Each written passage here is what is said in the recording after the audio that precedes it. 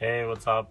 It's my daily update where I talk about whatever's on my mind or whatever people ask me. So, my friend Mary Francis asked me about why I work in Nepal. So, I think that's a good question. Something that a lot of people, sometimes a lot of Nepali people ask me why I'm in Nepal, not in the States, because everybody in Asia pretty much wants to go to the US or to Europe.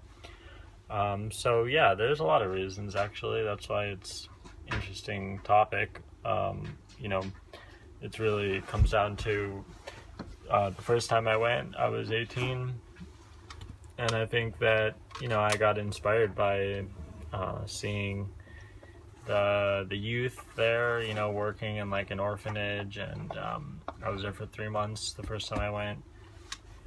And, the culture, the history, thousands of years old, seeing about Buddhism, Tibetan Buddhism. I just saw a lot of opportunity to learn, a lot of opportunity to help less fortunate people. It's kind of amazing the scarcity sometimes that people are facing there. And so, yeah, I think just after seeing that from a young age, I felt very compelled, very inspired, or also, yeah, in a way, kind of just affected by seeing a different world like that. And I don't know, I felt a closeness to the people and the place, and I felt like it's a place I want to spend a lot of time and dedicate, a good amount of my life to bring some resources and some new skills, some new ideas to a remote place.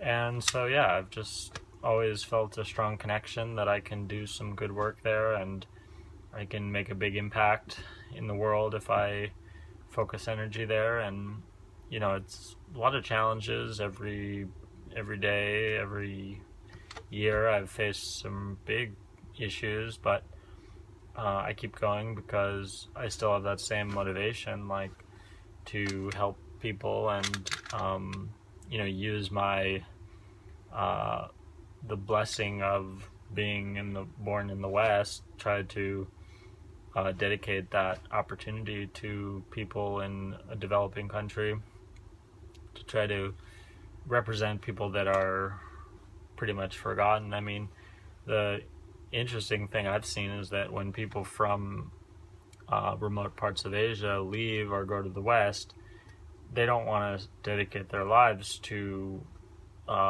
progressing these less developed places. I mean, they become the more westernized people than anybody, the people that immigrate to the US or Europe or Australia or whatever. So it's like, it's kind of this unknown world because there's a lot of successful people from Nepal or from India, they're in the US, and they sort of forget about their life and their past life in India or Nepal or wherever they're from in Asia. And it makes sense to me, like that whole grass is always greener thing. Like, once they leave, they don't want to spend their time representing that part of the world. They want to live in the Western modern world. So I think it makes sense.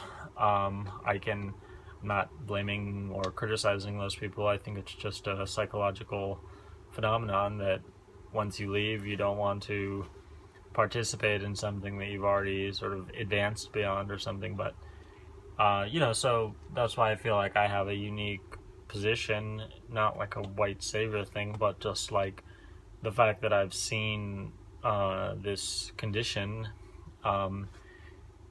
as an outsider, not being from there.